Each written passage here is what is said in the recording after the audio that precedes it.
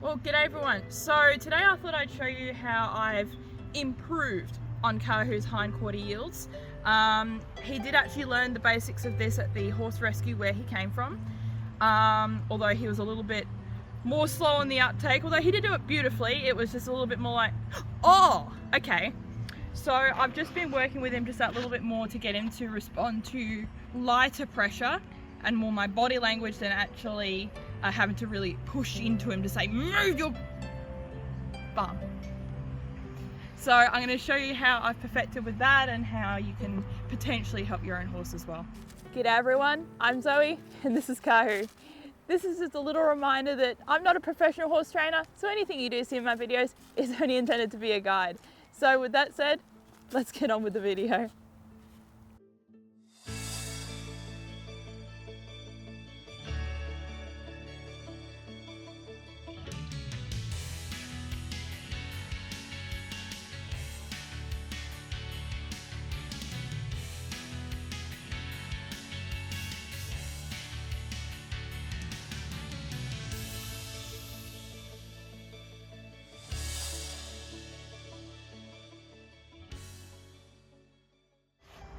Okay, so the first thing that I did once I could actually get a halter on Kahu was run my hand down so he knew where I was rather than the touch just randomly appearing out of nowhere. Ah! And then what I do, he already knows what I'm asking, but that's okay, we're going to replicate what I taught him.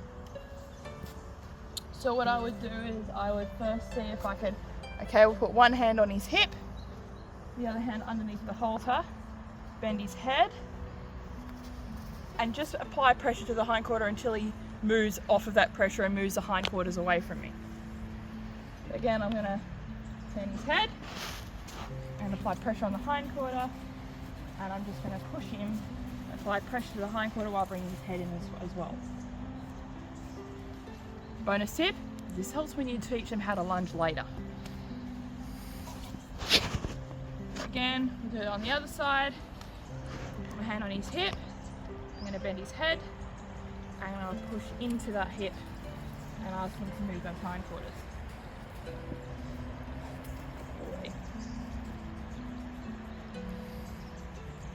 Now Kahu's actually in the process of learning how to do liberty practices as well, which means that he's actually reading more my body language than physical cues of me touching him, to the point where I can sort of use my body and hover around him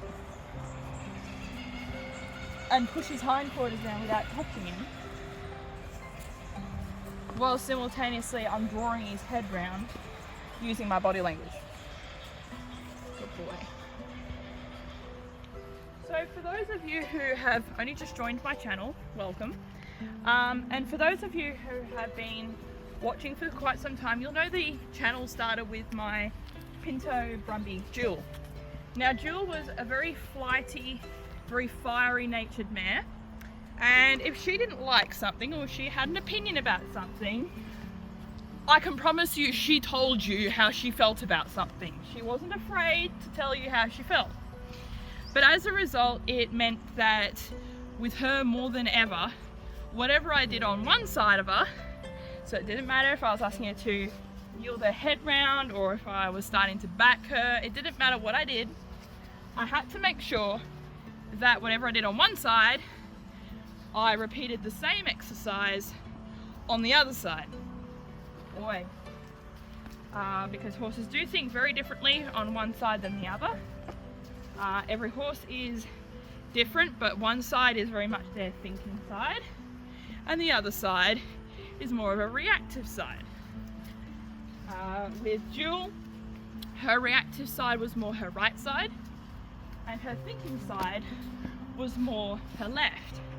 Now up until recently, Kahu proved to be the polar opposite to that. He's like, well, my thinking side is my right side, deal with it. And I'm like, okay, that's fine, we'll just do 2/3 of the work on your other side, deal with that. And this was something that a lovely friend of mine, Jade, taught me when she was helping me work with Jewel when we first started backing her, was because of how her mind was to do 2/3 of the work on her reactive side and 1/3 of the work on her thinking side. And that greatly helped her confidence, and it has helped Kahu as well. Well, that just about concludes today's video. If you have any questions, do drop a comment below. I'd love to hear from you. So until next time, guys, Kahu and I will see you next time. Don't forget to like, smash that subscribe button, and turn on notifications so you can stay up to date with what's going on in our world.